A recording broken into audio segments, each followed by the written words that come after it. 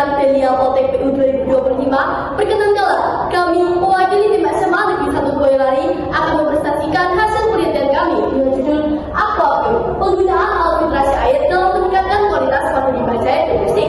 Sebelum itu, izin kami untuk memperkenalkan diri terlebih dahulu. Mulai dari saya Larissa dan rekan saya Kirana.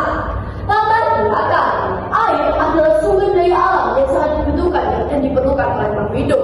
Air yang telah digunakan biasanya akan menghasilkan sebuah limbah cair.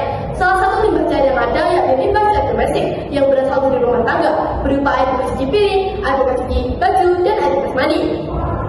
Menurut Kementerian Lingkungan Hidup dan Kehutanan, terdapat 19,56 juta ton sampah yang berasal dari 96 kabupaten atau kota di Indonesia. Dapat disimpulkan dari grafik berikut, yakni 39,1% di antaranya berasal dari rumah tangga. Hal tersebut menunjukkan bahwa limbah domestik menjadi masalah utama dalam pengelolaan sampah di Indonesia. Sayangnya, pengelolaan sampah limbah di Indonesia belum maksimal karena adanya faktor keterbatasan biaya dan juga minimnya kesadaran masyarakat dalam berperan aktif mengelola masalah tersebut. Oleh karena itu, kami memberikan solusi berupa aquaculture yang berfungsi untuk melakukan filtrasi pada limbah cair domestik.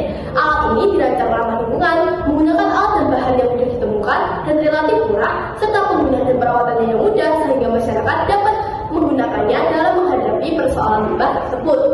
Adapun rumusan masalah yang kami temukan yang terlihat tampak pada layar. Metodologi penelitian ini berlokasi di SMA Negeri 1 Boyolali dalam kurun waktu 8 minggu, dimulai dari tahap persiapan, pengumpulan data, eksperimen, dan penyusunan laporan. Metode penelitian yang kami gunakan yakni eksperimen dengan alat dan bahan yang tampak pada layar. Sampel yang kami gunakan yaitu 2 jenis air, meliputi air bekas mandi dan air bekas cuci piring. Lalu garam sebagai penetral dalam komponen yang berada di tabung filtrasi.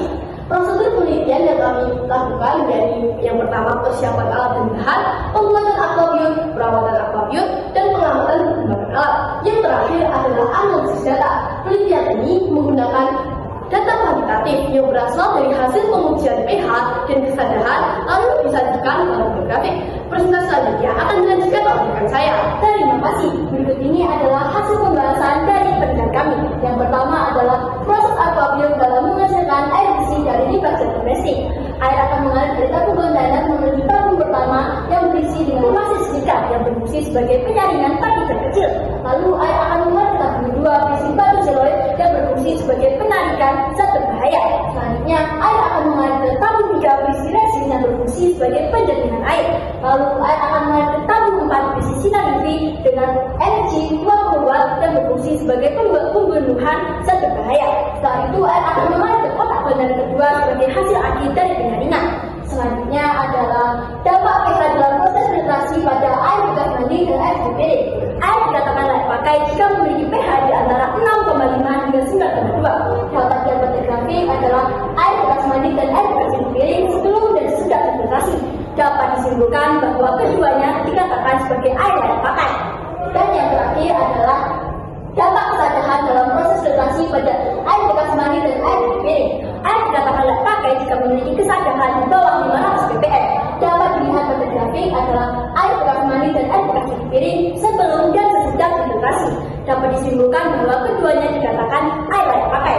Dari hasil yang ada, kami memiliki rekomendasi. Yang pertama adalah dilakukannya pengembangan alat agar menghasilkan uji pH dan kesadaran yang maksimal. Selanjutnya, regenerasi setiap dilakukan filtrasi air pada tabung resin dan memastikan tabung UV panas sebelum digunakan.